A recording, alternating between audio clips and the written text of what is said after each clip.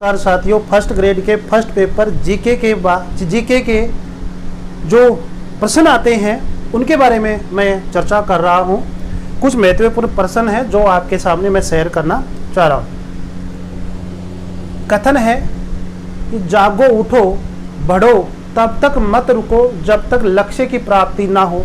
शायद सबको याद होगा, स्वामी विवेकानंद जी का कथन है।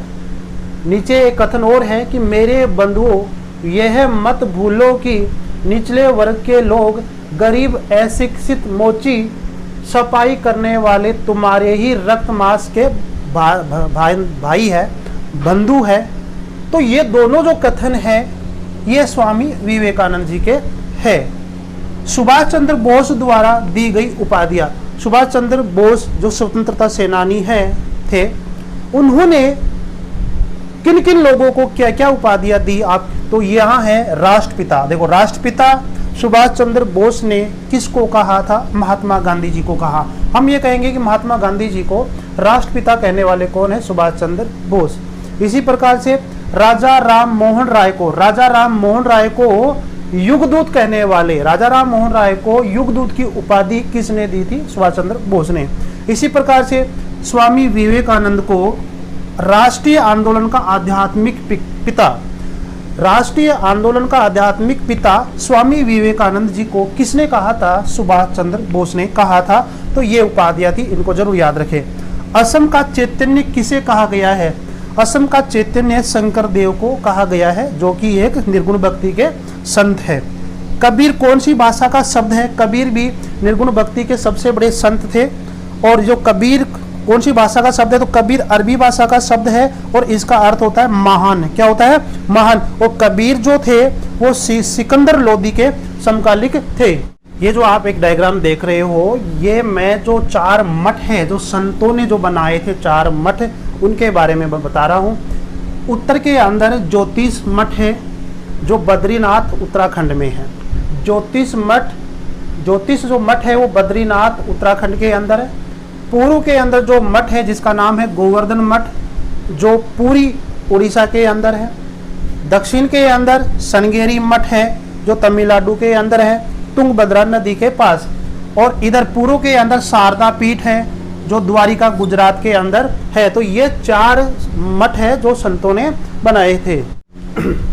निर्गुण भक्ति के संत कौन से हैं? यह प्रश्न बहुत इंपॉर्टेंट क्वेश्चन है, वेरी इंपॉर्टेंट क्वेश्चन है। आप इसे जरूर याद कर लीजिए। कई एग्जामों के अंदर पूछा गया है और फर्स्ट ग्रेड के एग्जाम में तो ये प्रश्न पूछा ही गया है। निर्गुण भक्ति के संत कौन कौन से हैं? जब आप निर्गुण भक्ति के संत याद कर लेंगे तो सगुण भक्ति के संत अपने आप याद हो जाएंगे। ये 5-6 है जो निर्गुण भक्ति के, उनको जरूर याद कर लीजिए। और आपकी सुविधा के लिए मैंने एक फार्मूला बनाया है, ये धनक दादू रेस। क्या याद रखोगे? धनुक दादू रेस, कि धनुक दादू था जो रेस लगाता था, ऐसे। तो धनक दादू रेस। तो देखो यहाँ पे इस ध का मतलब है संत धन्ना जो राजस्थान में टोंक के निवासी थे। न का मतलब यहाँ पर नानक देव जी से है। किससे है? नानक देव। क का मतलब कबीर, और कबीर जी तो निर्गुण भक्ति में सबसे बड़े संत हुए हैं। दादू दयाल जी जो राजस्थान में थे, राजस्थान में उन्होंने अपनी आश्रम बनाया था। रे का मतलब रेदास जो मीराबाई के क्या थे? गुरुजी थे। स का मतलब शंकर देव जी को असम का चैतन्य कहा था, अभी बताया था। तो एक बार दोबारा सुन लीजिए आप। सूत्र है धनक दादू रेस, इससे आप याद रखें। द का मतलब संत धना और न का मतलब नानक देव, क का मतलब कबीर और दादू का मतलब दादू दयाल, रे का मतलब रेदास और से का मतलब शंकर देव। यानी कि वह 1 2 3 4 5 और 6, 1 2 3 4 5 और 6, ये जो 6 है ये निर्गुण भक्ति के संत आप याद रख लेंगे इस फार्मूले के माध्यम से, तो सगुण भक्ति के अपने आप याद हो जाएंगे और आपका प्रश्न गलत नहीं होगा। आगे बात करें कि ये जो अभी मैंने बताया था आपको कि कबीर जो थे वो सबसे बड़े निर्गुण भक्ति के संत हुए हैं। कबीर जी सिकंदर लोदी के समकालिक थे, लेकिन ये जो गुरु नानक जी है, गुरु नानक है वो सिकंदर लोदी व इब्राहिम लोदी के समकालिक थे। ठीक है। सिखों के कौन से गुरुजी ने गुरु ग्रंथ साहब को ही गुरु का दर्जा दिया था? उन्होंने कहा था कि आज के बाद में कोई गुरु नहीं बनेंगे, ये जो गुरु ग्रंथ है यही क्या है, गुरुजी रहेंगे। तो 10वें गुरु गोविंद सिंह ने इसे दर्जा दिया था। राजस्थान की राबिया किसे कहते हैं? राजस्थान की राबिया, हम ये कह सकते हैं कि राजस्थान की मीरा किसे कह सकते हैं? तो राजस्थान की जो राबिया है वो मीराबाई को ही कहा जाता है। पृथ्वीराज रासो को पूरा किसने किया? पृथ्वीराज रासो की रचना किसने की थी? चंद्रबरदाई ने की थी। लेकिन इस पुस्तक को पूरा करने का कार्य किसने किया था? जलहण ने किया था। कलहण मत कर देना, जलहण ने किया था। कबीर की वाणियां उपदेश किस में संकलित है? कबीर की वाणियां जो है वो बीजक ग्रंथ में संकलित है। अब प्रश्न ये है कि इस बीजक ग्रंथ की रचना कबीर जी ने की थी या धर्मदास ने की थी? सही आंसर तो होगा धर्मदास ने इसकी रचना की थी। यदि ऑप्शन में कबीर भी होता है और धर्मदास भी होता है तो धर्मदास सही है। यदि धर्मदास नहीं है तो फिर कबीर जी तो है ही, क्योंकि कबीर के उपदेश और वाणियों को बीजक ग्रंथ में संकलित किया गया है। तो बीजक ग्रंथ की रचना धर्मदास ने की थी। अब धर्मदास ऑप्शन में नहीं है तो क्या आएगा? कबीर आएगा। दोनों ही ऑप्शन है तो धर्मदास आएगा। संत दादू दयाल जी के शिष्य कौन कौन से हैं? तो संत दादू दयाल जी के जो शिष्य हैं हम इस फार्मूले के माध्यम से याद रखेंगे। सूर मिग, सूर मिग, सू का मतलब सुंदर दास जी, रे का मतलब रजब जी, और मी का अर्थ लेंगे यहाँ मिस्किन दास जी, और गय का मतलब गरीब दास जी। ये जो 4 शिष्य थे वो संत दादू दयाल जी के थे। संत तुकाराम किसके समकालीन थे? संत तुकाराम शिवाजी के समकालीन थे। एक इतिहास कहता है कि शिवाजी ने संत तुकाराम जी को कुछ उपहार दिए थे, लेकिन उन उपहारों को वापस लौटा दिया था। तुकाराम जी के उपदेश अभंग ग्रंथ में संकलित है। ये जो महाराष्ट्र के तुकाराम हुए हैं संत, इनके जैसे उपदेश है वो अभंग ग्रंथ में संकलित है, जिस प्रकार से कबीर के वाणियां उपदेश बीजक ग्रंथ में संकलित है। 7 सुल्तानों का समकालीन कौन है? यानी 7 सुल्तानों के समकालीन ऐसे गुरु कौन है, ऐसे संत कौन से हैं? तो निजामुद्दीन औलिया जी ऐसे है जो 7 सुल्तानों के समकालीन थे। कुतुब मीनार नई दिल्ली में किसने बनाई थी?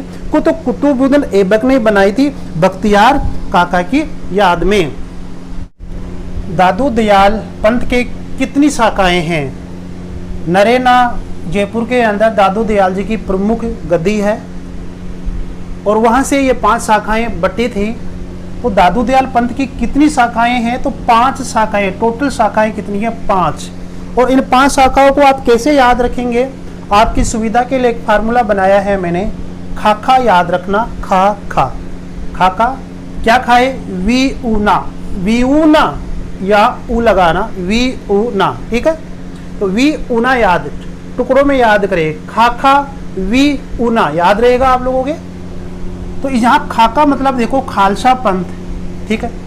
और दूसरे खाका मतलब हो गया खाकी पंथ, वी का मतलब हो गया विरक्त, और ऊ का मतलब हो गया उत्तरादे, और ना का मतलब है यहाँ पे नागा पंथ। तो ये खाका वी ऊना ये 5 शाखाएं हैं। 1 2 3 4 5, 1 2 3 4 और 5 शाखाएं दादू दयाल जी की है। तो खालसा पंथ कौन से होते थे? खालसा पंथ वे होते थे जो दादू दयाल जी के नियमों को जो का त्यों अपनाया। जैसे दादू दयाल जी ने कहा वैसा का वैसे ही उनके अनुयायी बने, उनकी वाणियों को सुना, उनके उपदेशों को सुना और वैसे के वैसे ही लागू किया। वो जो पंथ है वो खालसा पंथ कहलाया। खाकी पंथ क्या होता है? जटा धारण करने वाले, बड़े बड़े बाल रखने वाले और शरीर पर बसम लगाने वाले जो संत थे, जो पंथ था वो खाकी पंथ कहलाया। विरक्त पंथ नाम से पता चल रहा है कि विवाह करने वाला पंथ। दादू दयाल जी के ऐसे संत जो दादू दयाल जी के संत बने, अनुयायी बने, लेकिन विवाह उन्होंने किया। और वो जो विवाह रखने वाले जो संत लोग हैं, जो पंथ है, वो विरक्त कहलाता है। उत्तरादे पंथ क्या है? नाम से पता चल रहा है कि उत्तरादे पंथ यानी कि उत्तर की ओर चले जाते हैं। दादू दयाल जी वाणियों को उत्तर भारत में फैलाने वाले जो संत थे, जो पंथ था, उसको उत्तरादे पंथ कहते हैं। नागा पंथ यानी कि दादू दयाल जी जब थे उस समय दादू दयाल जी के लिए उस राज्य हम उसकी जो जिनका वो जो क्षेत्र था वहाँ पर एक सेना रहा करती थी। सेना में भर्ती होने वाले तथा शरीर पर भस्म लगाने वाले वो होते थे नागा संत। ध्यान रखिए, यहाँ पर भी मैंने बताया था कि शरीर पर भस्म लगाने वाले कौन है? खाकी पंथ। शरीर पर भस्म लगाने वाले कौन है? नागा पंथ है। लेकिन इनमें से ये तो सेम है, लेकिन दूसरा है कि सेना में भर्ती होने वाले, ये अलग हो गया। तो सेना में भर्ती होने वाला नागा पंथ हुआ करता था, जबकि जटा धारण करने वाला कौन होता था? खाकी पंथ वाला हुआ करता था। ये अंतर है। राजस्थान में भक्ति आंदोलन की अलग जगाने वाला प्रथम संत कौन से थे? तो राजस्थान में भक्ति आंदोलन की अलग जगाने वाले प्रथम संत कौन से थे? संत पीपाजी है। कौन है? संत पीपाजी। और संत पीपाजी के बचपन का नाम क्या था? प्रताप सिंह था। कांग्रेस के प्रथम 20 वर्षों तक 3 बार अध्यक्षता किसने की थी? कांग्रेस के प्रथम 20 वर्षों तक 3 बार अध्यक्षता किसने की थी? ये आरपीसी फर्स्ट ग्रेड एग्जाम के अंदर ये प्रश्न आ चुका है। किसने की थी? दादा भाई नेहरू जी ने की थी। कब कब की थी? 1886 में, 1893 में और 1906 में। कैसे याद रखोगे आप? ये प्रश्न भी कई बार पूछा गया है कि निम्न में से किस किस सन में दादा भाई नेहरू जी ने कांग्रेस की अध्यक्षता की थी? पहला ऑप्शन है 1896, दूसरा ऑप्शन में 1893 और तीसरा है 1996 और चौथा है उपरोक्त सभी। तो सभी होगा। तो 3 बार अध्यक्षता की थी। कैसे याद रखोगे कि बीच में 3 है, यहाँ पर आगे पीछे 6 कर दो।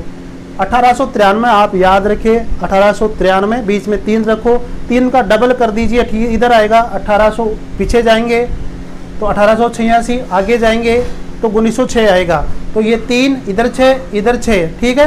तो 1886, 1893 और 1906, तो इन सनों के अंदर कांग्रेस की अध्यक्षता की थी। आगे का प्रश्न मैंने बनाया है जिस प्रकार से आरपीसी ने यह प्रश्न पूछा था उसी प्रकार से, कि 40 वर्षों के बाद प्रथम 20 वर्षों में, देखो यहाँ तो क्या है कि कांग्रेस के प्रथम 20 वर्षों तक 3 बार अध्यक्षता किसने की थी। यहाँ पे क्या है कि 40 वर्षों के बाद प्रथम 20 वर्षों में कांग्रेस की अध्यक्षता किसने की थी? ये भी 3 बार की थी। 3 बार कांग्रेस की अध्यक्षता की थी। किसने? जब पंडित जवाहरलाल नेहरू ने। और 3 बार ही किसने की थी?